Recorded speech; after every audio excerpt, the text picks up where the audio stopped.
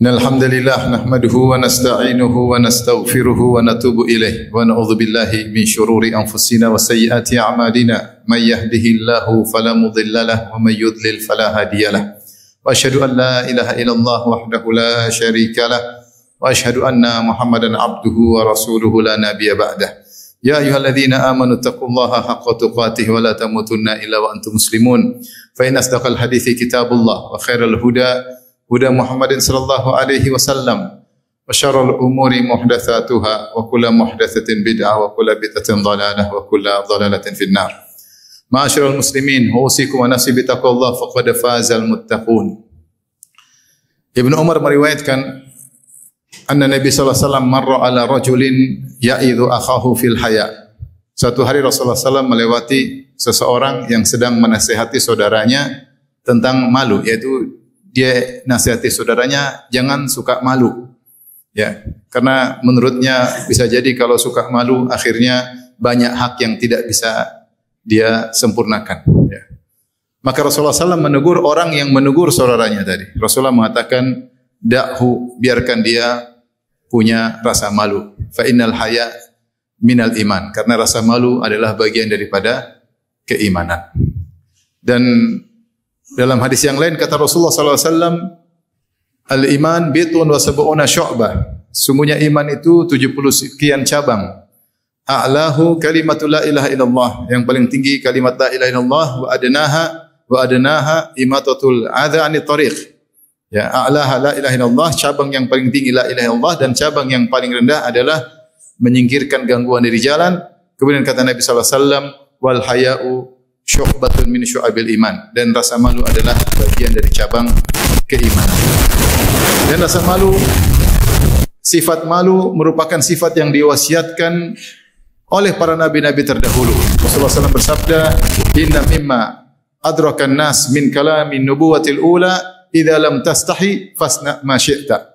Sungguhnya di antara ilmu yang didapatkan dari kenabian terdahulu yang didapatkan oleh manusia atau oleh orang-orang dari ajaran-ajaran nabi-nabi terdahulu adalah idza lam tastahi fasna ma syi'ta. Jika kau tidak malu, maka lakukan apa yang kau kehendaki. Ini menunjukkan bahwasanya akhlak mulia ini, akhlak malu adalah telah ditekankan bukan cuma oleh Rasulullah sallallahu alaihi wasallam, bahkan ditekankan oleh nabi-nabi terdahulu. Di antaranya karena akhlak ini mencegah seorang dari melakukan keburukan. Orang yang malu, maka dia malu untuk melakukan kemaksiatan. Dia malu untuk mendolimi orang. Dia tidak enakan sehingga tidak menyakiti hati orang. Sehingga dia terbawa dalam cara berbicara, cara bersikap. Kenapa? Dia pemalu. Makanya Rasulullah SAW mengatakan, al-haya'u la ya'ti illa bi khair. Rasa malu tidak mendatangkan kecuali kebaikan. Seandainya ada seorang suami malu, punya rasa malu, dia malu kalau istrinya tidak diayomi, dia malu kalau tidak perhatian sama istrinya. Demikian juga wanita kalau punya rasa malu, dia malu tidak melayani suaminya, dia malu jika suaminya datang dia tidak siap untuk melayani suaminya, sehingga rasa malu ini mendatangkan banyak kebaikan dan menghindarkan orang dari banyak keburukan. Oleh karenanya ketika ada orang tadi menasihati saudaranya, kamu jangan malu-malu, jangan malu-malu. Karena benar kalau orang malu terkadang sebagian haknya tidak bisa diambil secara sempurna. Tetapi di balik itu banyak sekali kebaikan. Maka Rasulullah mengatakan, da'hu, biarkan dia malu, jangan dinasihati supaya tidak malu. Fa innal haya' minal iman. Sungguhnya rasa malu bagian dari iman. Maka seorang ketika punya rasa malu dalam dirinya, sungguhnya dia memiliki salah satu dari cabang keimanan yang penting, yaitu cabang keimanan yang merupakan amalan hati. Ma'asyiral muslimin, oleh karenanya menanamkan rasa malu kepada diri kita, kepada keluarga kita, kepada anak-anak kita adalah perkara yang sangat dituntut, terutama di zaman sekarang yang di mana rasa malu sudah mulai sirna. Ketika tontonan-tontonan yang ditonton oleh anak-anak kita dari tayangan orang-orang yang tidak punya rasa malu, orang-orang kafir yang mereka mencampakkan rasa malu, tidak punya rasa malu sama sekali. Tampil dengan busana yang tidak benar, berciuman di hadapan umum, tidak ada rasa malu, sehingga akhirnya tontonan ini memberi pengaruh kepada anak-anak kita yang menontonnya. Hilanglah rasa malu dari diri mereka. Demikian juga hilang rasa malu bukan dari anak-anak kita saja. Kalau istri kita sering nonton yang seperti itu, rasa malu pun hilang dari dirinya. Kita pun kalau sering nonton seperti itu, rasa malu hilang dari diri kita. Sehingga hilanglah rasa kecemburuan yang harusnya ada pada diri seorang lelaki. Karenanya, akhlak malu adalah akhlak yang sangat penting yang kita tanamkan bagi diri kita, bagi keluarga kita, istri dan anak-anak kita. Terutama wanita. Sungguhnya malu adalah perhiasan mereka.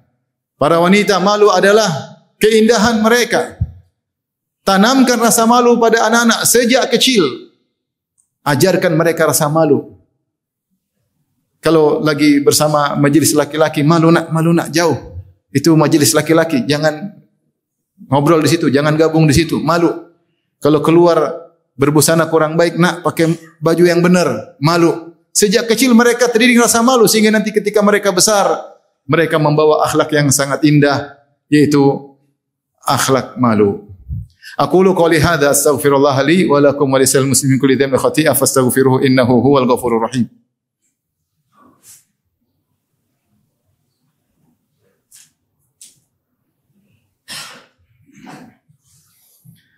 Alhamdulillahi ala ihsani wa syukru lahu ala taufiqihi wa amtinani wa asyhadu an la ilaha illallah wahdahu la syarika lahu ta'ziman li sya'ni wa asyhadu anna Muhammadan abduhu wa rasuluhu da'ila ridwani. Allahumma salli alaihi wa ala alihi wa ashabihi wa ikhwani.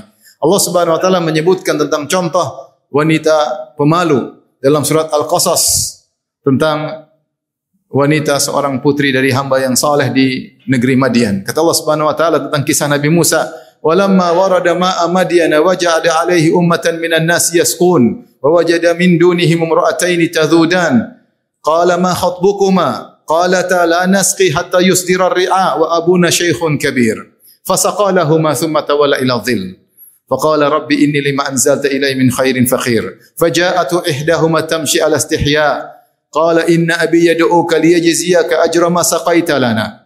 Ketika Nabi Musa alaihissalam kabur dari Mesir karena ingin dibunuh oleh Fir'aun dan bala tentaranya, maka dia berjalan dengan jalan yang sangat jauh, ratusan kilo dari benua Afrika menuju benua Asia, dari Mesir menuju Madian yang terletak di benua Asia. Sampai di sana dia bertemu dengan sumur milik penduduk di kota Madian. Tiba-tiba orang-orang sedang mengambil air dari sumur tersebut, ternyata ada dua wanita yang menahan-nahan kambing mereka untuk tidak ambil air. Maka Musa pun mendatangi dua wanita tersebut. Musa alaihissalam berkata, "Ma khatbukuma? Kenapa kalian berdua tidak mengambil air?"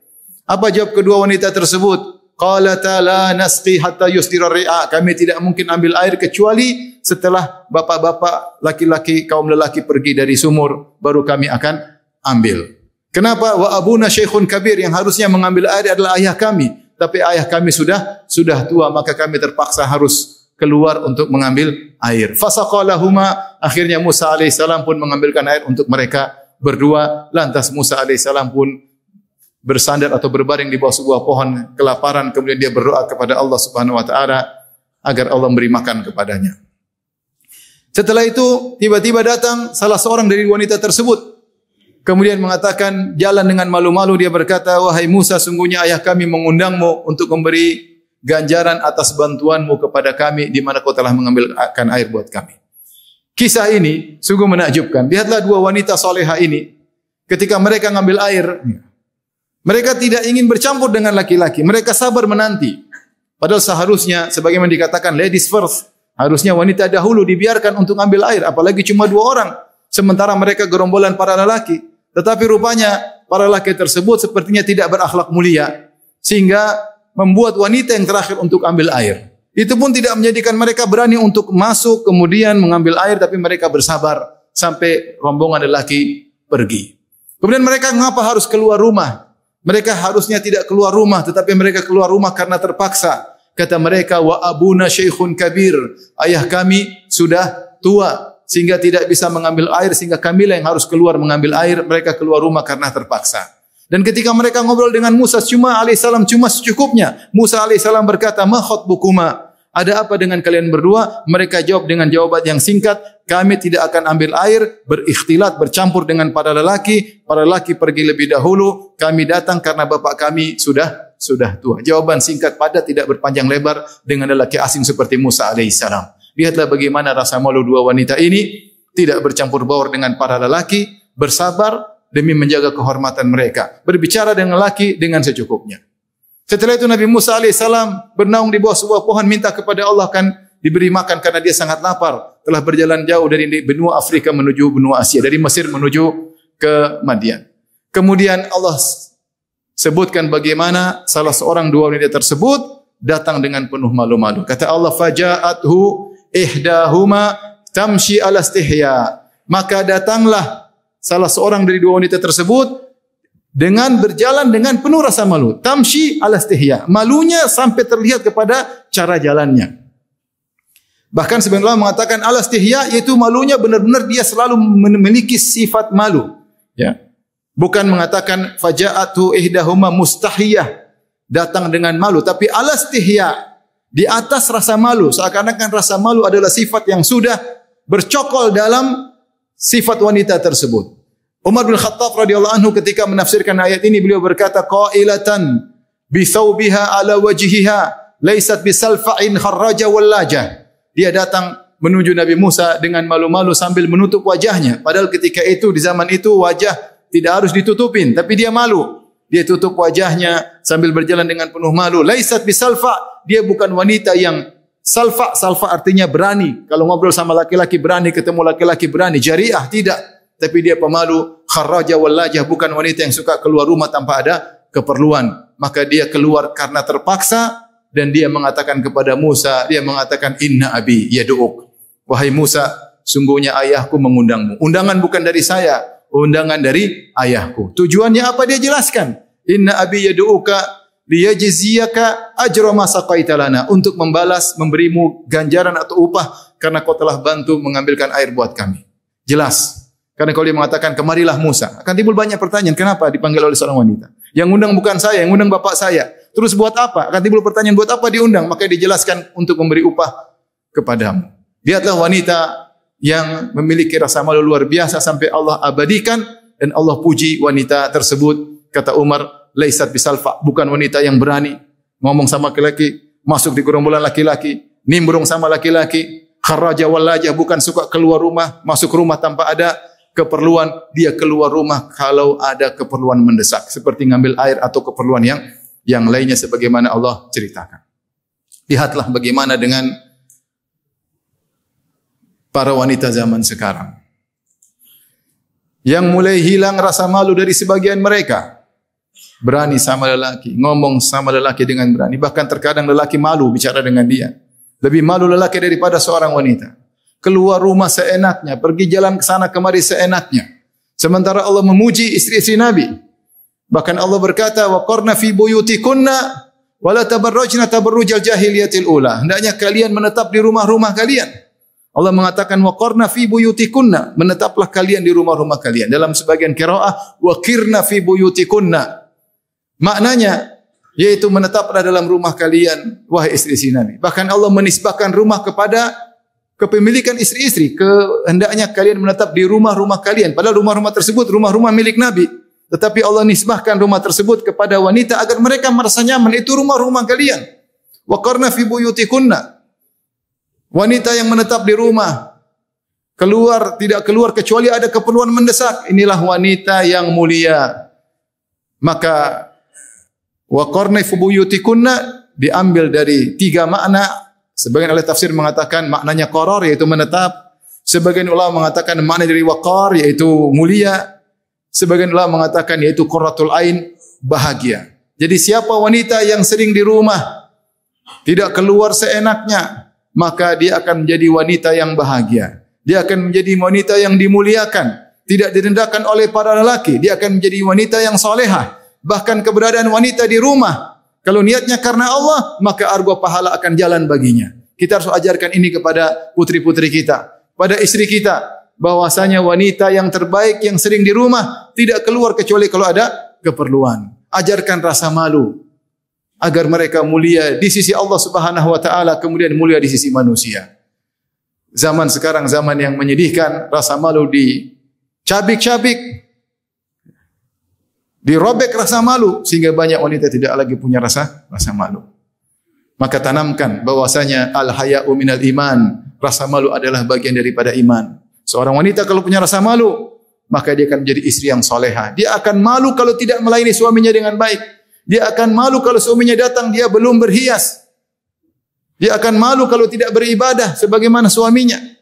Dia akan malu kalau minta uang banyak-banyak dari suaminya. Dia akan mudah bersyukur kepada suaminya ketika suaminya memberi kepadanya. Adapun kalau sudah tidak punya malu, dia akan menuntut tanpa menunaikan hak-hak suaminya. Semoga Allah Subhanahu wa taala menganugerahkan kepada kita rasa malu, menganugerahkan kepada putri-putri kita, kepada istri-istri kita rasa malu, dan menganugerahkan kepada wanita-wanita kaum muslimin agar mereka memiliki rasa malu. Innallaha malaikatahu yusalluna 'alan nabi ya ayyuhalladzina amanu sallu 'alaihi wa sallimu taslima.